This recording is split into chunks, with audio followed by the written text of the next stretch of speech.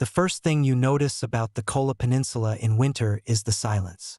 It presses against your eardrums like water at depth, broken only by the crunch of boots on permafrost and the distant groan of ice shifting somewhere beyond the tree line.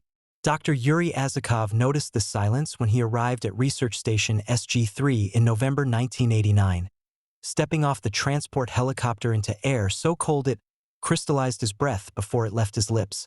The pilot wouldn't shut off the rotors, wouldn't even look at him as he unloaded the supplies. Just kept staring at the horizon where the drilling tower rose like a metal finger accusing the gray Arctic sky. Azakov had been summoned from the Geological Institute in Moscow with orders marked Priority 1, the kind that came with a KGB escort to ensure compliance. The papers in his briefcase bore stamps he'd never seen before, classifications beyond secret or top secret, marked only with a symbol that looked like an inverted pentagram crossed with the hammer and sickle. He'd been given 12 hours to settle his affairs, sign documents absolving the state of responsibility should he fail to return, and board a military transport heading north. No explanations, no questions permitted, just coordinates and a name: the Kola Superdeep Borehole project. Everyone in Soviet geological circles knew about Kola. Since 1970, teams of scientists and engineers had been drilling into the Earth's crust on this frozen peninsula, pushing deeper than anyone had gone before. The official story, the one published in scientific journals and mentioned proudly at international conferences, painted it as pure research. Study the deep structure of the Baltic Shield. Understand the composition of the continental crust.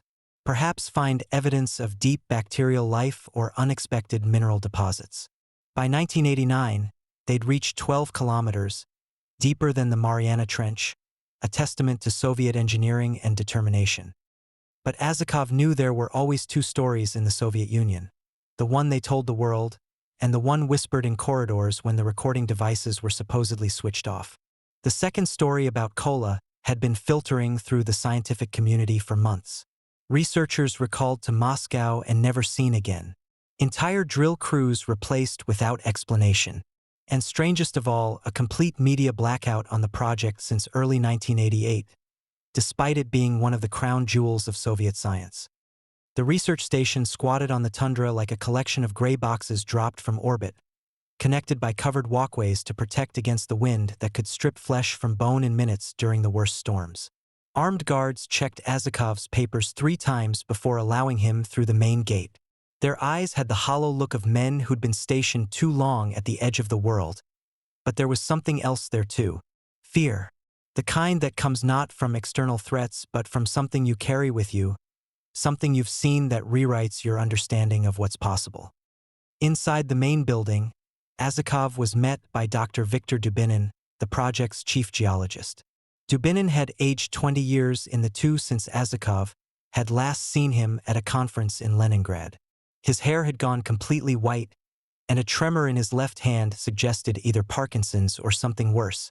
He gripped Azakov's hand with his right, holding on too long, as if physical contact with someone from the outside world might anchor him to sanity. The briefing room had no windows.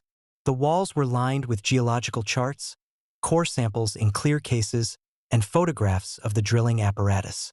But there were gaps, rectangular shadows where pictures had been removed, labels torn away leaving only adhesive residue. Dubinin closed the door and engaged 3 separate locks before turning to face Azakov. What he said next would have seemed like madness if not for the evidence that followed. The drilling, Dubinin explained, had proceeded according to plan until they passed the 9-kilometer mark in 1983. That's when the first anomalies appeared. The temperature gradient, which should have increased predictably with depth, began to spike in patterns that defied thermodynamic models. At 12 kilometers, they were reading 180 degrees Celsius, far higher than the predicted 100 degrees. The heat seemed to pulse, rising and falling like breathing. But temperature was just the beginning.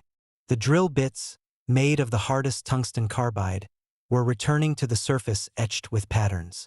Not where patterns from grinding through rock, but deliberate markings that resembled cuneiform, Sanskrit, and scripts that predated any known human writing. The metallurgists in Moscow who analyzed them went quiet after their reports. One was found dead in his apartment, having carved similar symbols into his own flesh with a kitchen knife. Then there were the sounds.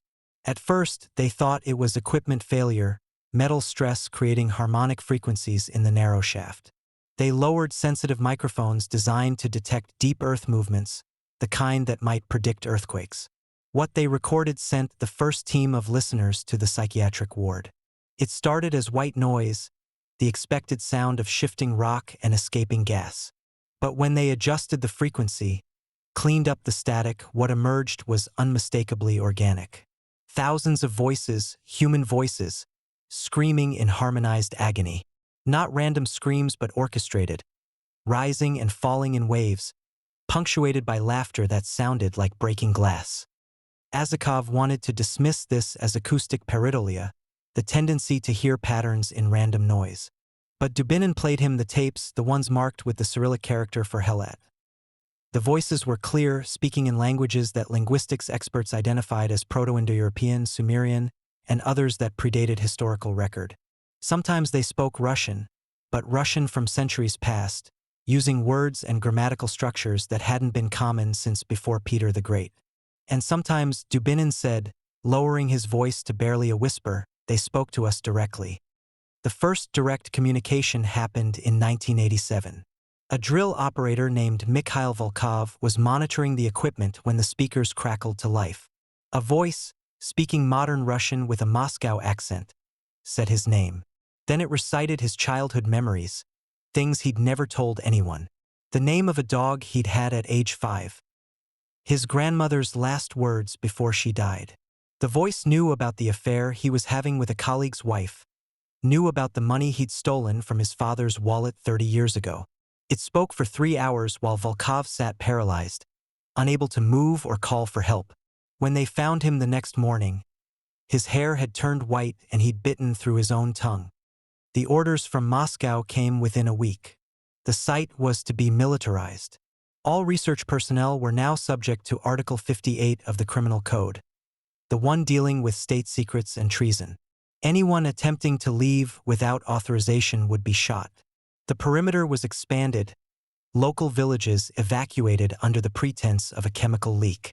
The Pravda ran a small article about the borehole being suspended due to budget constraints, buried on page 12 between a report on wheat production and a chess tournament. But they didn't stop drilling. If anything, the project accelerated. New equipment arrived in unmarked trucks, devices that didn't appear in any geological catalog. Dubinin showed Azakov one of them, a probe equipped with cameras that could supposedly function at temperatures that would melt conventional electronics. They'd lowered it to the full 12-kilometer depth the previous week. The footage was stored in a vault that required 2 keys to open, one held by Dubinin, the other by the military commander, a Colonel Petrov whose face looked like it had been carved from permafrost. They watched it together in a room electromagnetically shielded to prevent any signals from escaping. The descent took 4 hours of real time, compressed to 30 minutes of video. For most of it, there was nothing but rock walls streaming past, illuminated by the probe's lights. The walls themselves were wrong though, too smooth in places, with those same symbols appearing not carved but grown into the stone like mineral veins. At 11 kilometers, the walls began to widen. The borehole, which should have been barely 30 centimeters across, opened into a cavity that the probe's lights couldn't fully illuminate. The temperature readings went haywire, showing impossible fluctuations between absolute 0 and thousands of degrees within seconds. And there was movement. Not the movement of gas or liquid, but something with purpose, something that responded to the light by retreating just beyond its reach. At maximum depth, the probe's lights failed for 17 seconds. When they returned, the camera was facing upward, though no command had been sent to rotate it. In that brief moment before the feed cut entirely, something looked back. Azakov would never be able to adequately describe what he saw.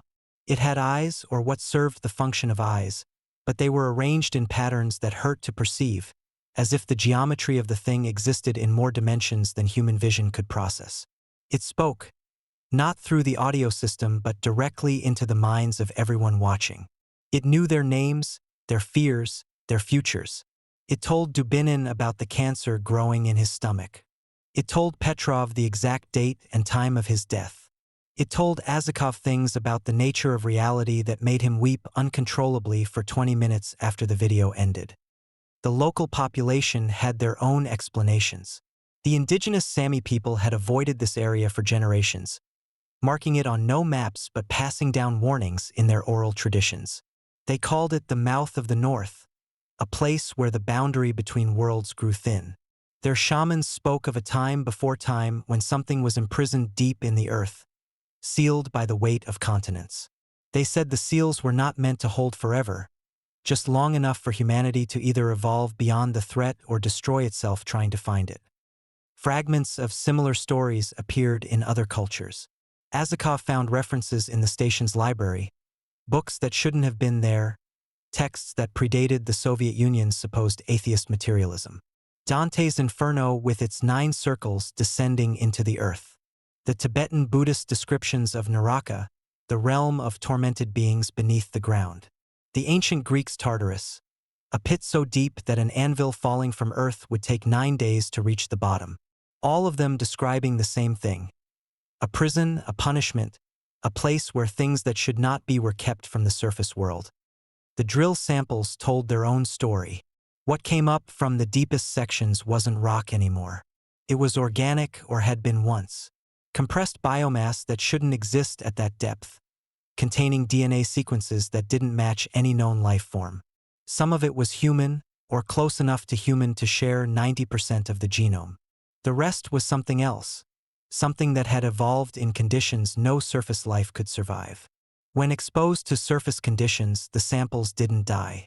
They adapted, grew, exhibited behaviors that suggested not just life but intelligence. One sample, a piece of what looked like black granite, was left in a petri dish overnight. By morning, it had arranged itself into a perfect spiral, a shape that appeared random until you realized it was writing out the Fibonacci sequence in 3-dimensional space. When they tried to take a piece for analysis, it screamed. Not audibly, but everyone in the lab felt it in their bones, a vibration that made their teeth ache and their eyes water. The voices from below grew stronger. They no longer needed special equipment to hear them. They seeped up through the borehole like gas, filling the station with whispers in the dark hours before dawn. They spoke of things that had happened, were happening, would happen. They told the story of the Earth from the perspective of things that had been here before the continents formed, before life crawled out of the sea, before the moon was torn from the planet's side. They spoke of the war that had driven them down, sealed them beneath billions of tons of rock by entities they called the architects, beings of pure thought who had constructed reality itself as a prison. Some of the staff began to change. It started subtly, an engineer named Dmitri who could suddenly perform calculations in his head that would challenge a supercomputer. A geologist who began drawing maps of cave systems that couldn't exist according to modern geology, but were later confirmed by seismic imaging. A cook who started preparing meals with ingredients that didn't exist but somehow nourished the body better than any earthly food. They all shared the same distant look, as if seeing through the present moment to something beyond. The photographs from that period, the ones that survived the fire that would later consume most of the evidence, show the progressive deterioration of the human element at Station SG-3. Early images from 1970 show proud Soviet scientists posing with their equipment, smiling despite the harsh conditions. By 1985, the smiles are forced, the eyes haunted. The 1989 photographs, the last official ones, barely look human anymore. The faces are distorted, not by the camera but by something in the subjects themselves, as if they were forgetting how to maintain human shape. Dubinin's journal, recovered from his quarters after the evacuation, chronicles the descent into something beyond madness. His early entries are clinical, recording depths and temperatures with scientific precision. By 1987, he's writing about dreams where he descends the borehole himself, his body stretching like taffy to fit through the narrow shaft, arriving at a city at the Earth's core where the buildings are made of compressed souls and the streets flow like arteries. By 1989, the entries are no longer in Russian or any recognizable language, just those same symbols that appeared on the drill bits, arranged in patterns that hurt to read. The Moscow authorities tried to maintain control. They sent specialists, psychiatrists who were themselves later committed, physicists who emerged from the station speaking in tongues, soldiers who refused to follow orders to descend into the shaft for maintenance. Colonel Petrov's reports, classified beyond any normal military document, speak of men who volunteered for suicide missions rather than spend another night at the station. He requested nuclear authorization 3 times, planning to drop a warhead down the borehole and seal it forever. Each request was denied with no explanation. The end came in December 1989, though end suggests a conclusion that never really occurred. The official record states that the project was suspended due to budget constraints as the Soviet Union crumbled. The truth, insofar as truth applies to what happened at Kola, is more complex. The final drilling occurred on December 13th, pushing past 12 kilometers to 12,262 meters. At that depth, the drill broke through into emptiness. Not a cavity or cave, but true emptiness, a space that sensors couldn't measure because measurement itself failed there. What came up through the hole was captured on one final recording, a cassette tape found in an abandoned truck 3 kilometers from the station. The tape is labeled simply "Do Not Open" in Russian, with a date, December 14, 1989. Those who've listened to it, and few have been authorized to do so, report that it contains 43 minutes of what sounds like celebration. Thousands of voices singing in harmonized joy, speaking every language ever spoken and some that never were, saying the same thing over and over. The door is open. We are coming home. The evacuation was swift and total. Every person at Station SG-3 was relocated within 72 hours, though relocated might not be the right word for what happened to them. The official records list them as reassigned to other projects, but investigations find no trace of them after December 1989. It's as if they simply ceased to exist, scrubbed from history like inconvenient photographs from Stalin's purges. Their families were told they had died in a classified accident, given medals and pensions to ensure silence. The station itself was sealed, supposedly. The borehole was capped with a 12-inch steel plate welded in place, then covered with concrete, then buried under tons of metal debris. The buildings were stripped of all equipment and left to the Arctic elements. By 1994, officially, nothing remained but ruins slowly being reclaimed by ice and tundra. Tour groups occasionally visit now, taking pictures of what they're told is an abandoned Soviet scientific project, a relic of Cold War ambition. But locals still avoid the area after dark. They speak of lights that rise from the ground on moonless nights, aurora-like phenomena that form patterns too deliberate to be natural. Pilots report magnetic anomalies that don't appear on any chart, compass needles that point down instead of north when flying over the site. Satellite images sometimes show heat signatures that shouldn't exist, geometric patterns in the permafrost that appear and disappear between passes. Azakov's final report, filed with an authority that may or may not have been the Soviet government, ends with a single photograph. It was taken by an automated camera positioned at the borehole's opening, triggered by motion sensors on December 15, 1989, after the evacuation was supposedly complete. The image is grainy, distorted by electromagnetic interference that shouldn't have existed. But there's something there, captured in that fraction of a second before the camera was destroyed. It might be a hand, though it has too many fingers arranged in the wrong pattern. It might be reaching up from the hole, or it might be reaching down into it. Perspective becomes meaningless when you look at it too long.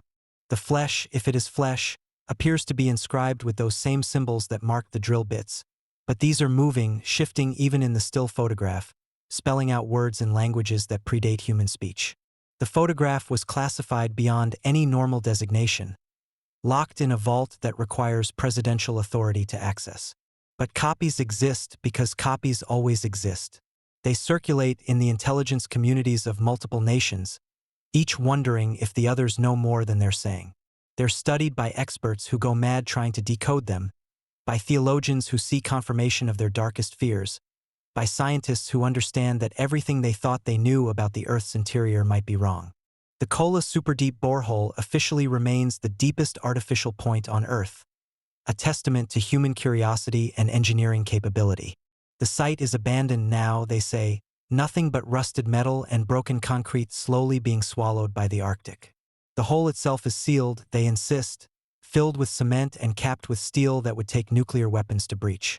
There's nothing down there but rock and heat and pressure, the same forces that have existed since the planet formed 4.5 billion years ago. But on quiet nights, if you know where to listen, you can still hear them. The voices rising from 12 kilometers below, speaking in tongues both ancient and unborn, telling stories that rewrite history and promise futures we're not equipped to understand. They're patient, these voices. They've been waiting for geological ages, and they can wait longer. The door, they say, is already open. The seal was never meant to hold forever, just long enough for us to develop the technology to breach it ourselves. In the archives of what was once the KGB, now the FSB, there's a file that doesn't officially exist. It contains transcripts of intercepted communications from other deep drilling projects around the world. The Qatar North Field oil wells that reported sounds at depth. The German Continental Deep Drilling Program that was mysteriously shut down after reaching 9,101 meters. The Project Mohole attempt by the Americans that was cancelled despite successful initial drilling. Each one reported similar phenomena.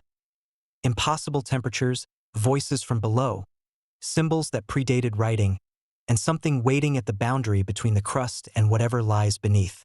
The file's conclusion, written by an analyst who later disappeared, suggests that the Kola borehole wasn't unique. It was simply the first to go deep enough to confirm what mystics and madmen have always known. That hell is not a metaphor or a spiritual state but a physical location, and we've been living above it all along, protected by nothing more than a few kilometers of rock and the mercy of whatever sealed it there. The last document in the file is a memorandum dated January 1990, marked for eyes only at the highest levels of government. It recommends immediate cessation of all deep drilling projects worldwide, the destruction of all records related to Kola, and the elimination of anyone with direct knowledge of what was found. The memorandum isn't signed, but there's a handwritten note in the margin, added by someone with access that shouldn't have been possible.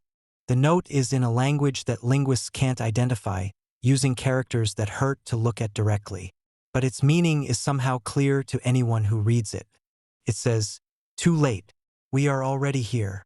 The Kola Superdeep Borehole site remains accessible to tourists today. They take pictures of the welded metal cap, no bigger than a manhole cover, that marks humanity's deepest penetration into the earth. They joke about drilling to hell, not knowing how literal that description might be. The tour guides, hired from local villages, never mention the evacuations of 1989, the soldiers who still patrol the deeper forest, or the readings that sensitive equipment still detects from below. But sometimes, visitors report strange experiences. Cameras malfunction, capturing images of things that weren't visible to the naked eye. Recording equipment picks up voices speaking languages that no translation app can identify. Some tourists leave with headaches that last for weeks, dreams of falling through endless tunnels toward a light that burns cold. A few never leave at all, wandering into the tundra following sounds only they can hear, found days later with their eyes burned out from within, speaking prophecies in tongues they never learned. The official story remains unchanged. The Kola Superdeep Borehole was a scientific achievement, a testament to Soviet engineering, abandoned due to budget constraints and the collapse of the USSR. The depth record of 12,262 meters stands unbroken, a number that appears in geology textbooks and engineering journals. There's nothing supernatural about it, authorities insist, nothing that can't be explained by conventional science and the peculiar acoustics of deep earth drilling. But in the intelligence agencies of multiple nations, in the secret archives of various religions, in the whispered stories of indigenous peoples who knew to avoid that land long before the first drill bit pierced the permafrost, a different truth persists. The borehole remains open, not physically perhaps, but in ways that matter more than physical reality. What was contacted at that depth has not gone back to sleep. It whispers through the electromagnetic spectrum, appears in the dreams of sensitive individuals, and waits for the next attempt to dig deeper. Because humans, in their curiosity and ambition, will try again. The technology improves, the drill bits get harder, the heat resistance increases.